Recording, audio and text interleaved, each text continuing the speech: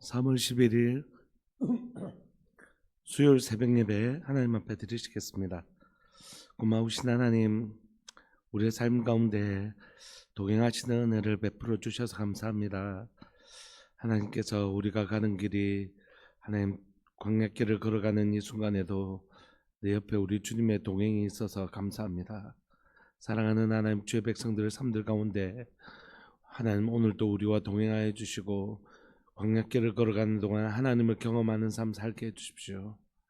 때로는 목마른 시간이 있어서 목마를 때도 있지만 주님은 반석의 물을 통하여 우리에게 하나님 그 물을 공급하시는 분이신 것을 경험하게 하십니다. 오늘 사랑 우리 성도들의 삶들이 또 저의 삶이 살아계신 하나님을 경험하는 삶 살 수 있도록 주님 도와주십시오. 우리 주님이 우리와 함께 계시는 거 믿고 그 주님을 의지하며 살아가는 복된 삶 살 수 있도록 은혜 내려 주옵소서. 사랑하는 예수님의 이름으로 감사하며 기도합니다. 아멘. 우리 찬송가 528장 찬송가 528장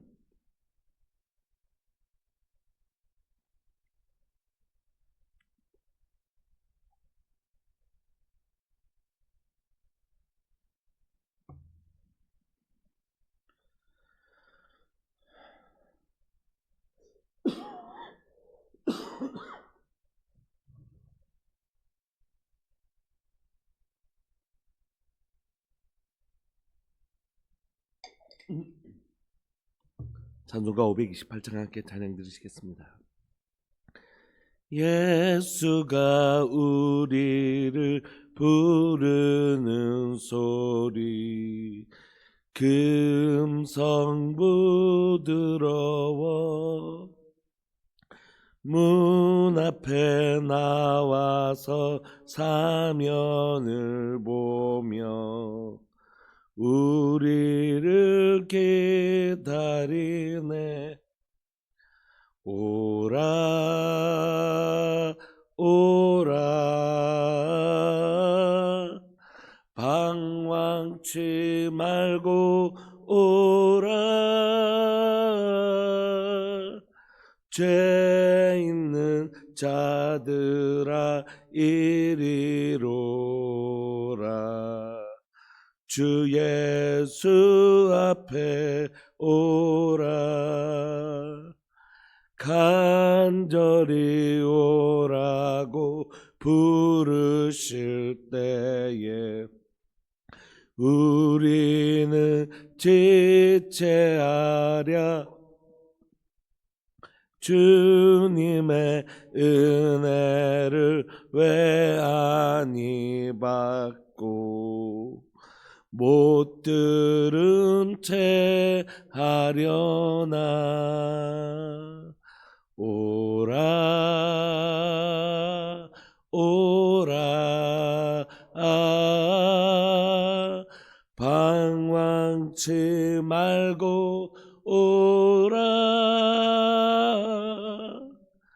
죄 있는 자들아 이리로라 주 예수 앞에 오라 세월이 살같이 빠르게 지나 쾌락이 끝이 나고 사망의 그늘이 너와 내 앞에 둘리며 가리우네. 오라 오라 방황치 말고 오라 죄 있는 자들아 이리로라 주 예수 앞에 오라 우리를 위하여 예비해 두신 영원한 집이 있어. 죄 많은 세상을 떠나게 될 때 영접해 주시겠네. 오라 오라 오라 방황치 말고 오라. 죄 있는 자들아 이리로 오라. 주 예수 앞에 오라. 아멘. 우리 하나님의 말씀 마태복음 22장 1절부터 14절까지 함께 보시겠습니다. 마태복음 22장 1절부터 14절까지입니다.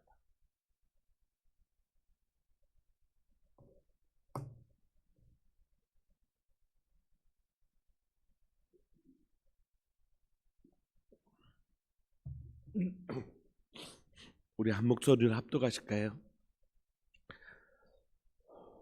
1절부터 14절까지 시작. 예수님께서 다시 비유로 대답하여 이르시되 천국은 마치 자기 아들을 위하여 혼인잔치를 베푼 어떤 임금과 같으니 그 종들을 보내어 그 청한 사람들을 혼인잔치에 오라 하였더니 오기를 싫어하거늘 다시 다른 종들을 보내며 이르되 청한 사람들에게 이르기를 내가 오찬을 준비하되 나의 소와 살찐 짐승을 잡고 모든 것을 갖추었으니 혼인잔치에 오소서 하라 하였더니 그들이 돌아보지도 않고 한 사람은 자기 밭으로 한 사람은 자기 사업하러 가고 그 남은 자들은 종들을 잡아 모욕하고 죽이니 임금이 노하여 군대를 보내어 그 살인한 자들을 진멸하고 그 동네를 불사르고 이에 종들에게 이르되 혼인잔치는 준비되었으나 청한 사람들은 합당하지 아니하니 내 거리 길에 가서 사람을 만나는 대로 혼인잔치에 청하여 오라한데 종들이 길에 나가 악한 자나 선한 자나 만나는 대로 모두 데려오니 혼인잔치에 손님들이 가득한지라. 임금이 손님들을 보러 들어올새 거기서 예복을 입지 아니한 한 사람을 보고 이르되 친구여 어찌하여 예복을 입지 않고 여기 들어왔느냐 하니 그가 아무 말도 못하거늘 임금이 사환들에게 말하되 그 손발을 묶어 바깥 어두운 데에 내던지라. 거기서 슬피 울며 이를 갈게 되리라 하니라. 청함을 받은 자는 많되 택함을 입은 자는 적으니라. 아멘. 오늘 우리는 예수님의 세 번째 비유, 연속되어지는 세 번째 비유를 살펴보고 있는데 그 세 번째 비유를 살펴보기 전에 그 비유 세 가지가 연속으로 나와 있잖아요. 그러니까 이 연속된 세 가지 비유를 하시는 목적이 뭘까를 좀 살펴보면서 오늘 본문을 살펴보면 좋을 것 같습니다. 예수님께서 성전 정화 사건을 베푸셨지 않습니까? 그리고 나서 그 다음날 무화과 나무에 뭐가 없는 거 보시고 그 무화과 나무를 저주하시냐면 열매 없는 것으로요. 그래서 주님이 열매 없는 무화과 나무 이스라엘 백성들을 저주하시죠. 그래서 열매가 있어야 되는데 열매 없는 이스라엘 백성들을 보시고 또 성전도 마찬가지지 않습니까?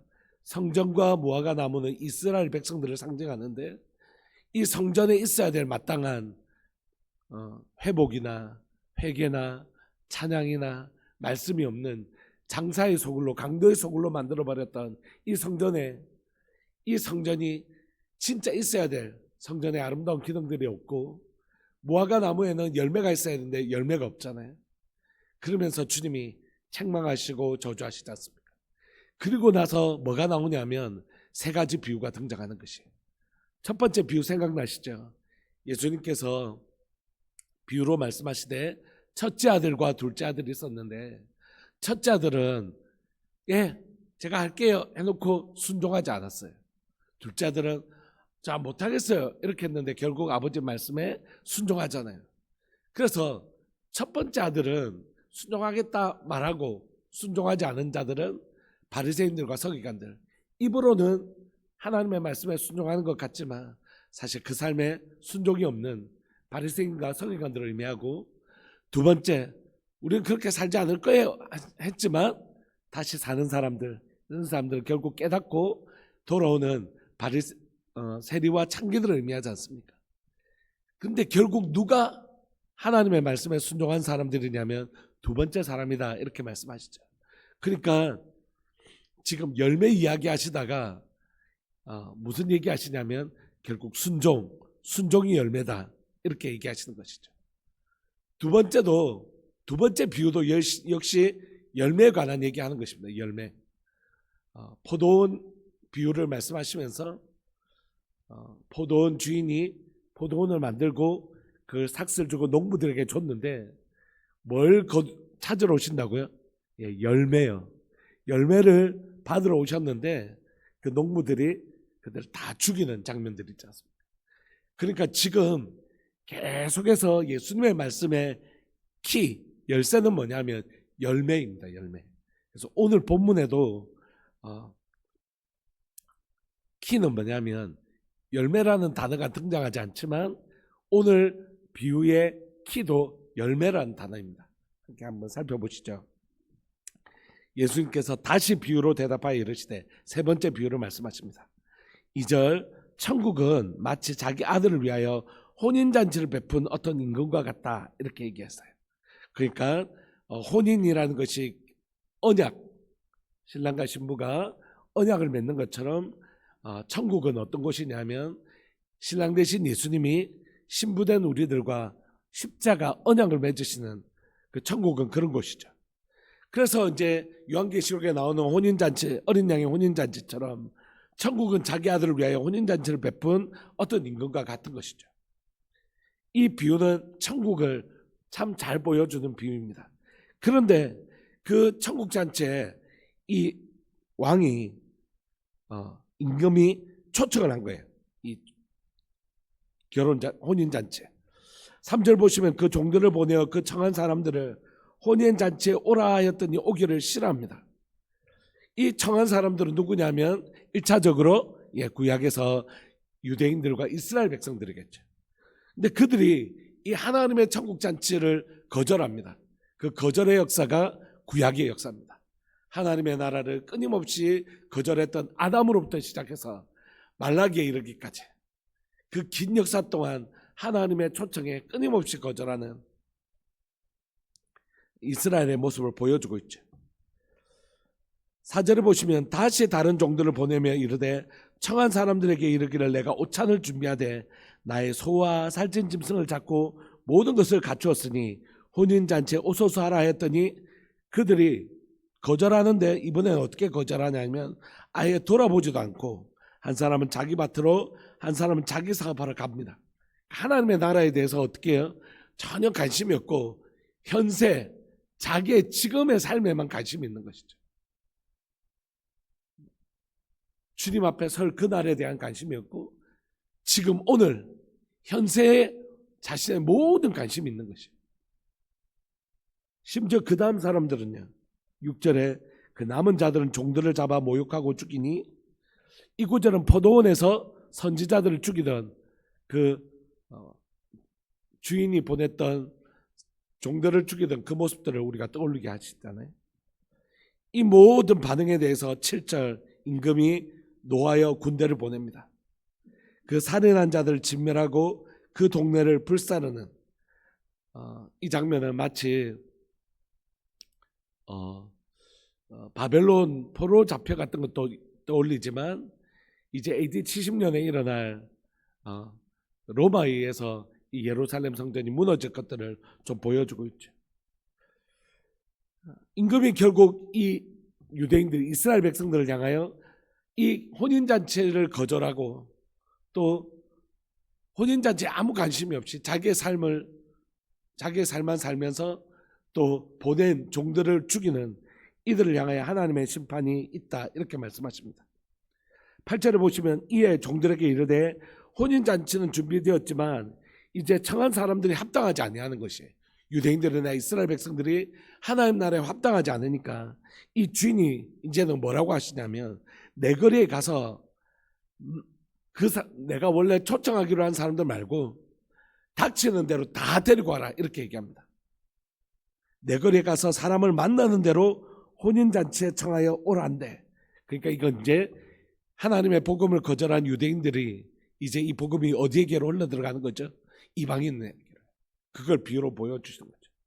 이방인에게 복음이 전해지는 것입니다. 10절 종들이 길에 나가 악한 자나 선한 자나 만나는 대로 다 데려옵니다. 그러니까 혼인잔치에 손님들이 가득했죠. 그런데 임금님께서 이제 손님들을 보러 이렇게 왔는데 거기에 이 잔치에 합당한 의복을 입지 않은 한 사람을 보게 된 것입니다. 그리고 이르되 친구여 어찌하여 예복을 입지 않고 여기 들어왔느냐 하니 그가 아무 말도 못합니다. 여러분 우리가 두 번째 초청한 사람들이 이방인이라고 얘기할 때 유대인들이 거절한 복음이 이방인에게로 흘러 들어갔지만 그렇다고 해서 이방인 모두가 복음을 이 천국잔치에 참여하는 것이 아니라고 말씀드립니다.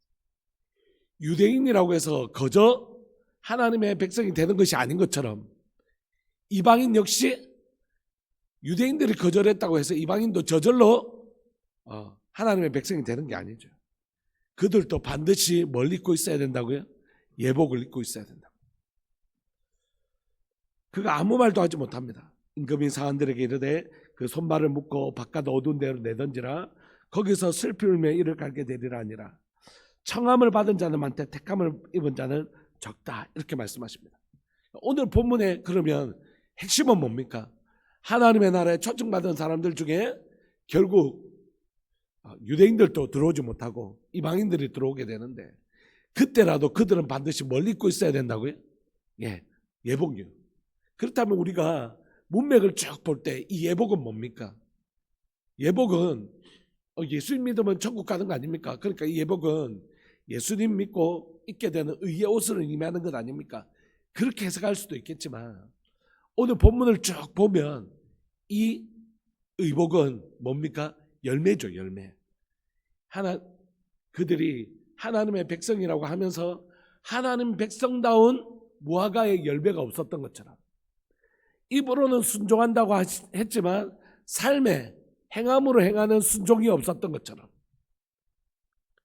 포도원에 하나님의 포도원에 걸만든 포도의 열매, 그 눈에 보이는 가시적인 열매가 없었던 것처럼 오늘 이 사람이 앞에 이렇게 안에는 어떻든지 간에 밖에는 의복을 입는 것처럼 이 사람의 밖으로 드러나는 행위, 이 열매가 없는 것들을 지적하고 계시는 것입니다. 그러니까 여러분 하나님의 나라는 행함으로 가는 것입니까? 아니요, 그런 뜻이 아니에요. 오늘 본문은 뭐냐 하면 너희가 진짜 하나님의 백성이라면 반드시 그 백성에게는 백성다움이 있어야 된다는 거죠. 여러분 우리가 예수님을 행함으로 착한 일을 많이 해 천국 가는 게 아니잖아요.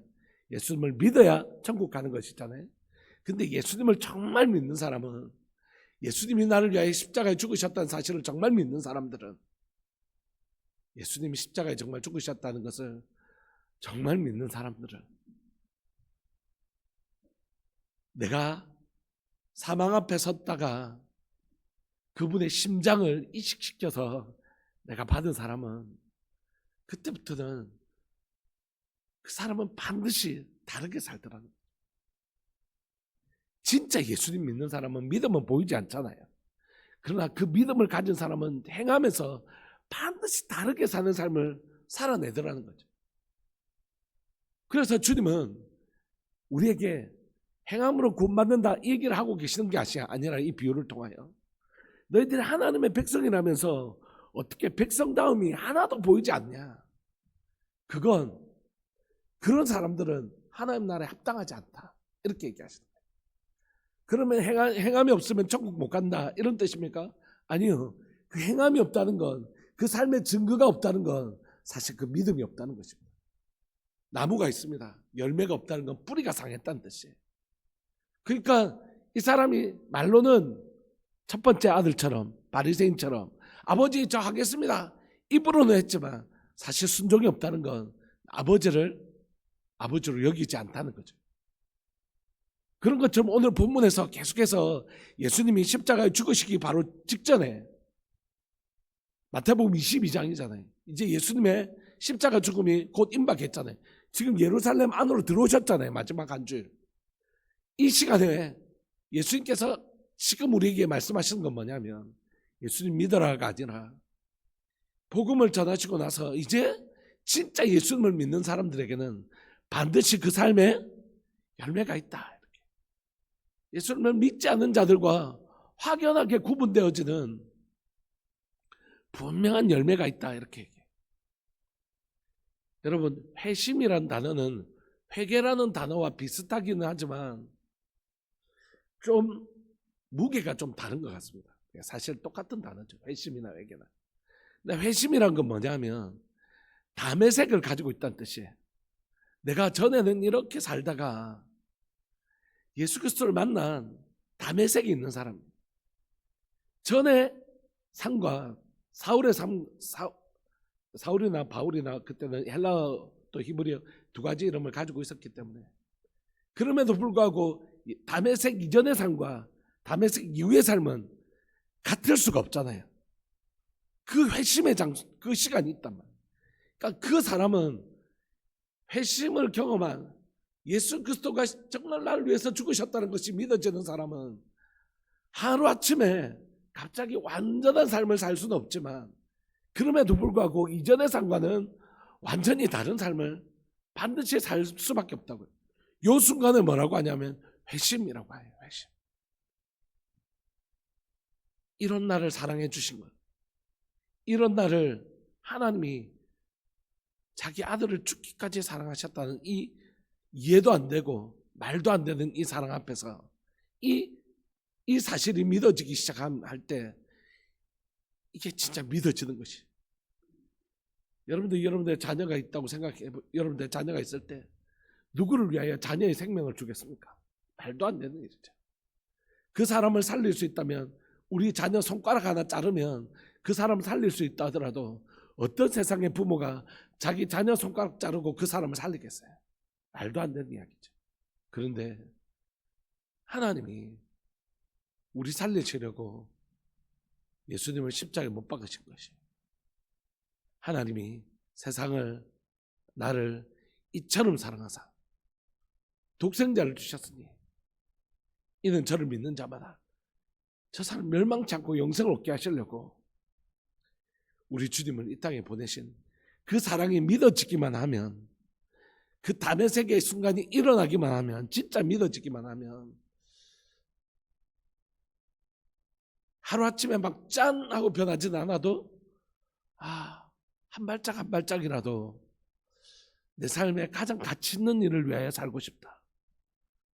진짜 이 땅에 썩어지고 없어지고 사라질 것 말고 주님 앞에 그 설 그날에 정말 착하고 충성된 종이라고 하실 그 주님 앞에서 잘했다, 수고했다, 그렇게 살고 싶은 거룩한 열망이 반드시 생기는 것이죠. 말씀을 마무리하고 싶습니다. 우리에게 신앙에 두 가지가 필요하다고 생각해요. 하나는 저 한 번만 봐주시겠습니까? 우리는 죄에 대해서는 죽고, 죽은 것이란 건 잘라졌다는 뜻이라고 우리가 지금까지 배웠잖아요. 그죠? 단절. 죄에 대해서 죽었다는 건 죄의 영양분이 우리 가운데 끊어졌다는 뜻입니다. 그리고 나서 우리에 대해서 로마서는 의에 대해서 산자, 하나님에 대해서 산자가 되었다라고 하십니다. 그러니까 여러분, 첫 번째는 꼭 믿으시기 바랍니다. 우리 삶에 여러분 죄의 모양이 있나요, 없나요? 저도 있어요. 죄의 모양이 있어서 너무 힘들고 고통스럽습니다. 그런데 반드시 내 안에 착한 일을 시작하신 주님이 이 죄 모양이 끊어질 걸 믿는 것이죠. 그리고 우리 가운데 반드시 의의 열매가 맺힐 것을 믿으시기 바랍니다. 이 믿음이 필요해요. 근데 두 번째, 이 균형이 없으면 신앙이 왜곡되거든요. 하나는 우리 주님이 나를, 죄의 열매는 점점 쭈그러들고 없어질 것이고 의의 열매는 맺어질 것을 우리가 믿어야 돼요. 두 번째는 내가 이제 의의 백성이니까 하나님 내 삶에 의의 열매가 맺히게 해주십시오 라고 하나님 다 알아서 할 테니까 입만 벌리고 있어야지 이런 게 아니라 하나님 틀림없이 하실 것이지만 동시에 하나님 우리에게 그렇게 살기를 소망하는 마음으로 살아가자라고 말씀하시는 거죠. 신앙은 절대 일방적이지 않고 상호작용이라고 그랬죠. 하나님이 해주십니다. 그러나 우리가 해야 됩니다. 이게 같이 있는 것이에요. 하나님 틀림없이 우리에게 죄에 대해서는 죽고 의에 대해서는 살게 하실 것입니다. 그러나 동시에 우리의 마음에 어떤 마음을 가지기를 원하실까요? 하나님 저에게 예수님의 열매가 맺히게 해주십시오. 하나님 제 삶에 성령의 열매가 맺히게 해주십시오. 그래서 내 안에 예수님께서 착한 일을 시작하신 그러니까 그리스도의 날까지 이루시고 계시는 것을 증명하는 인생 되게 해주십시오. 마치 우리 주님이 나 같은 자도 포기하지 않으시고 열매 맺게 하시잖아. 그런 우리가 마음의 문을 열지 않으면 주님 들어오셔서 우리 가운데 거하시지 않으시거든요. 주님 틀림없이 하실 것이지만 주님 내 마음을 열어 주님을 환영하고 주님 내가 진짜 열매 맺는 삶 살고 싶습니다. 하나님의 나라에 합당한 열매, 내가 하나님을 정말 믿는 믿음이 입술에만 있는 게 아니라 진짜 저 사람은 예수님을 믿지 않고는 저렇게 살 수가 없어. 저 사람의 삶을 보면 저 사람 틀림없이 예수님 믿는 사람 맞아 하는 진짜 예수님을 믿는 사람의 아름다운 열매를 가지고 있는 저와 여러분들 되시기를 소망하고 우리 교회 되기를 소망하고 그래서 우리가 예수님을 믿는 믿음이 열매로 잘 나타내는 그런 아름다운 성도와 교회의 삶을 살아낼 수 있기를 소망합니다. 우리 사랑하는 주님의 이름을 크게 부르시면서 하나님 우리 삶에 예수님 닮은 성경의 아름다운 열매가 맺히는 은혜를 주님 더하여 주옵소서. 그렇게 주의 이름을 크게 부르시면서 우리 기도하면서 나갑시다. 기도하시겠습니다. 주여 살아계신 하나님 아버지 역사하시는 하나님 감사합니다.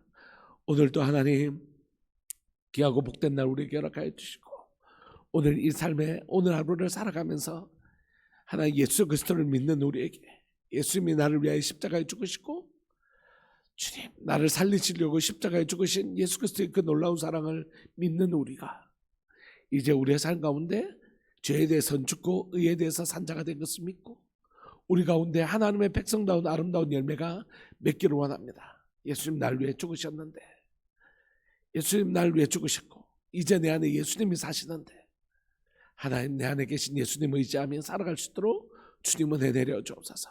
오늘도 사랑 우리 성도들 안에 예수님을 믿는 믿음이 있게 하여 주시고 그 믿음이 행함으로 증명되어지는 아름다운 행함이 있는 아름다운 열매가 맺는 사랑 우리 성도들 되게 해주시고 사랑 우리 교회 되게 해주셔서 믿음이 있는 동시에 그 믿음을 증명하는 아름다운 하나님의 행함에 아름다운 열매가 있는 그런 교회와 성도 되게 해주셔서 보이지 아니하는 믿음이지만 세상 사람들 우리 보면서 저 사람들은 우리 행위를 보면서 저 사람들은 진짜 예수님 믿는 사람 같아. 저 사람들은 진짜 예수님 믿는 사람 같아. 그렇게 얘기할 수 있는 우리의 믿음을 보여줄 수 있는 행함이 있는 그런 교회와 성도 될 수 있도록 은혜 내려 주옵소서. 오늘을 살아갈 우리 성도들의 삶을 축복합니다. 오늘을 살아갈 우리 성도들의 삶을 축복합니다. 주님 하루하루 아름다운 열매를 맺어가는 아름다운 교회 하나님 우리 교회 될 수 있도록 은혜 내려 주옵소서. 사랑하는 예수님의 이름으로 감사하며 기도합니다. 아멘. 오늘 하루도 그렇게 아름다운 열매 맺어가시는 복된 하루 되시기를 소망합니다. 우리 함께 기도하시겠습니다.